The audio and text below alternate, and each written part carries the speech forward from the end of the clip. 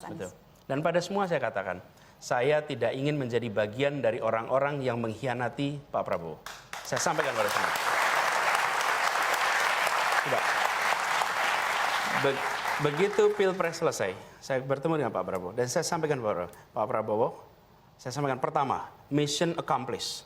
Tugas yang dititipkan kepada saya untuk di Jakarta, dari PKS, dari Gerindra, telah saya laksanakan dan Alhamdulillah mission accomplished. That's report number 1.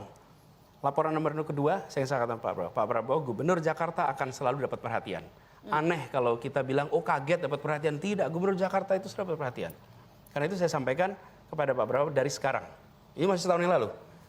Pak Prabowo, I will not intercept on your candidacy. Saya tidak akan memotong proses pencalonan Pak Prabowo dan proses kampanye Pak Prabowo. Dan komitmen itu saya pegang.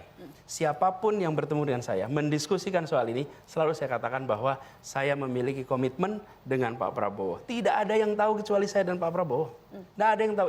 Yang lain dengar ceritanya aja. Jadi Mas Anies, Anda mengiyakan bahwa memang tawaran-tawaran maju itu berdatangan? Berdatangan, tapi saya selalu katakan pada semua, meskipun tidak ada saksi dalam pertemuan itu, tapi kata-kata saya diingat oleh Pak Prabowo dan diketahui tentu oleh banyak orang, tapi saya sampaikan kepada semua, saya pegang itu. Jadi ketika ada yang datang mendiskusikan, saya sampaikan, selama ini ada Pak Prabowo, saya tidak mau memikirkan, not even thinking. Saya boleh tanya Mas, yang datang mendiskusikan, mengajak Anda untuk menjadi calon presiden juga itu?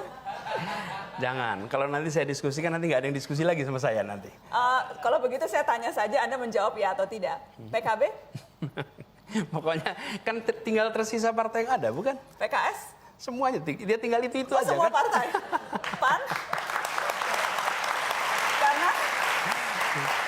Karena saya ingat minggu lalu ketika Mata Najwa membahas kejutan 2019, wacana soal poros ketiga itu sangat kuat mengemuka sampai detik-detik terakhir.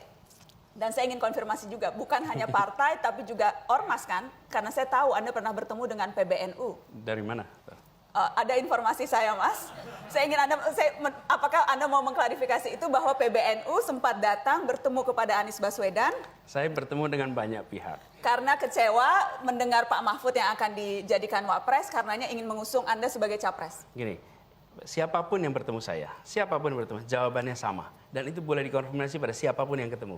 Saya sampaikan, saya memiliki komitmen dan saya tidak ingin dicatat sebagai pengkhianat. Apalagi, saya ini menjadi gubernur Jakarta itu dipromosikan, promotornya itu Pak Prabowo, Gerindra dan PKS. Dan saya ini bukan dari kubu Pak Prabowo dan PKS. Saya ini juru bicaranya Pak Jokowi. Saya adalah menteri di sana. Saya kemudian di reshuffle, 2 bulan kemudian dicalonkan yang berseberangan.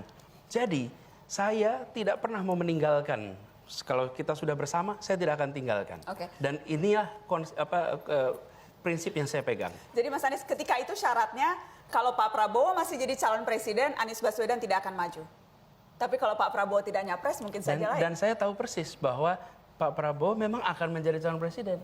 Jadi saya sampaikan pada semua bahwa calon adalah Pak Prabowo. Karena itu, jangan memikirkan tentang nama-nama lain. Dan jangan harap saya menyatakan bersedia, apalagi menjadi poros ketiga.